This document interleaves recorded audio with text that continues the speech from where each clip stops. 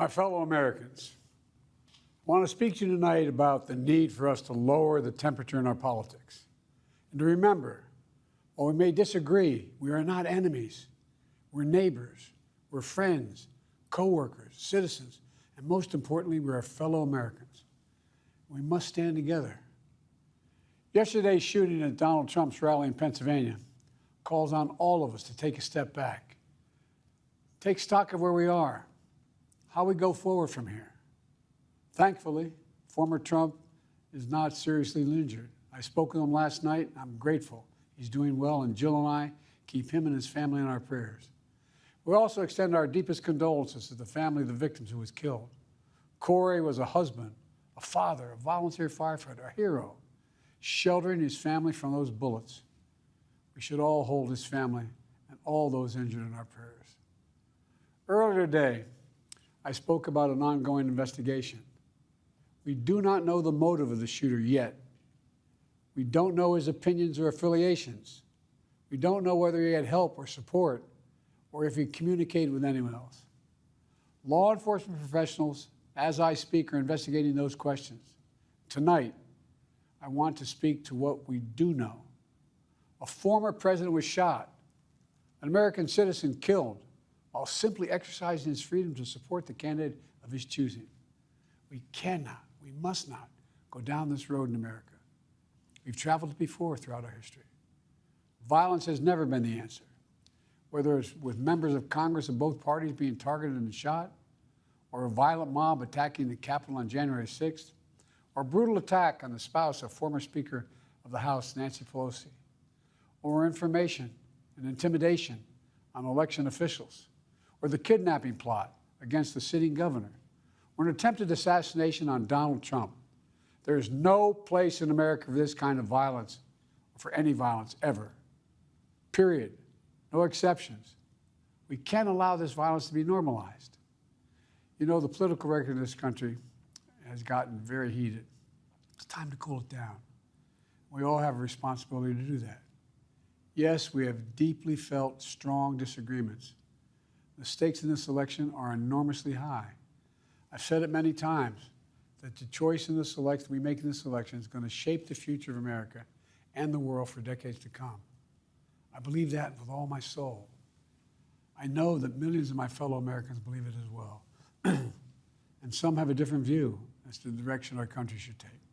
Disagreement is inevitable in American democracy. It's part of human nature. But politics must never be a literal battlefield, and God forbid, a killing field. I believe politics ought to be an arena for peaceful debate, to pursue justice, to make decisions guided by the Declaration of Independence and our Constitution. We stand for an America, not of extremism and fury, but of decency and grace. All of us now face the time of testing as the election approaches. And the higher the stakes, the more fervent the passions become. This places an added burden on each of us to ensure that no matter how strong our convictions, we must never descend into violence.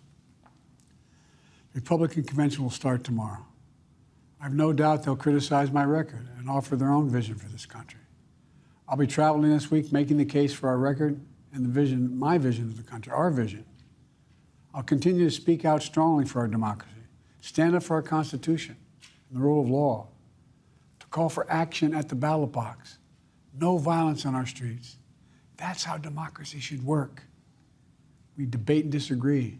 We compare and contrast the character of the candidates, the records, the issues, the agenda, the vision for America. But in America, we resolve our differences at the battle box. You know, that's how we do it, at the battle box, not with bullets. The power to change America should always rest in the hands of the people, not in the hands of a would-be assassin. You know, the path forward through competing visions of the campaign should always be resolved peacefully, not through acts of violence. You know, we're blessed to live in the greatest country on earth, and I believe that with every soul, every power of my being. So tonight, I'm asking every American to recommit, to think about it. What's made America so special? Here in America, everyone must be treated with dignity and respect, and hate must have no safe harbor. Here in America, We need to get out of our silos, where we only listen to those with whom we agree, where misinformation is rampant, where foreign actors fan the flames of our division to shape the outcomes consistent with their interests, not ours. Let's remember, here in America, while unity is the most elusive of all goals right now, nothing is more important for us now than standing together. We can do this. You know, from the beginning, our founders understood the power of passion. So they created a democracy that gave reason and balance a chance to prevail over brute force. That's the American we must be. An American democracy where arguments are made in good faith. An American democracy where the rule of law is respected.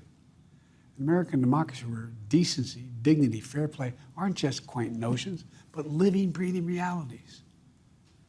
We owe that to those who come before us, to those who gave their lives for this country. We owe that to ourselves. We owe it to our children and our grandchildren. Look, let's never lose sight of who we are. Let's remember we are the United States of America. There is nothing beyond our capacity when we do it together. God bless you all, and may God protect our troops.